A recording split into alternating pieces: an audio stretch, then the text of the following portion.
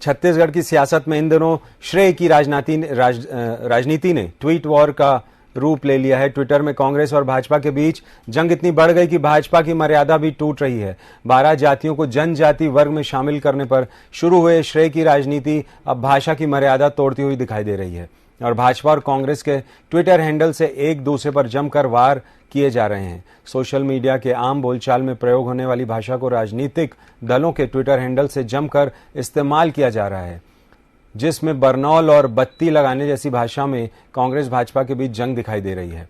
भाजपा कांग्रेस के tweet war पर हमारे एडिटर मोहन तिवारी ने मंत्री शिव डहरिया से खास बातचीत की। आइए सुनते हैं पूरी बात।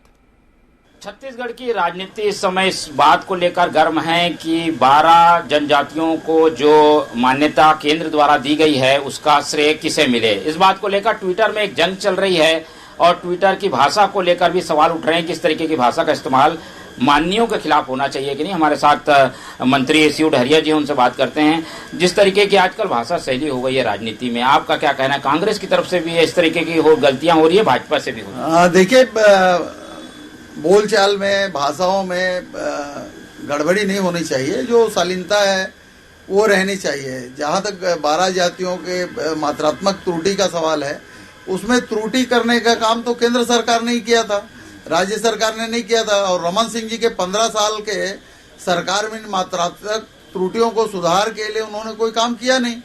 हमारी सरकार ने उन मात्रात्मक त्रुटियों को देखा और उनको सुधार करने के लिए वापस केंद्र को भेजा। तो ये तो पहले से केंद्र से ही गलती हुई थी, उसको सुधारने का काम के लिए हमारी सरकार ने भेजा।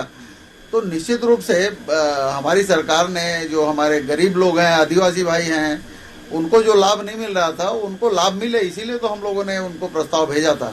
अगर रमन सिंह जी की सरकार 15 साल थी, वो चाहते तो उस समय प्रस्ताव भेज के इसको करवा सकते थे।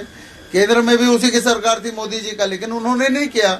हमारी सरकार ने किया है, तो इसका श्रेय तो निश्चित रूप से भूपेश बघेल जी को जाना चाहिए, जिन्होंने इन कार्यों को सुधरवाने के लिए प्रस्ताव भेजा।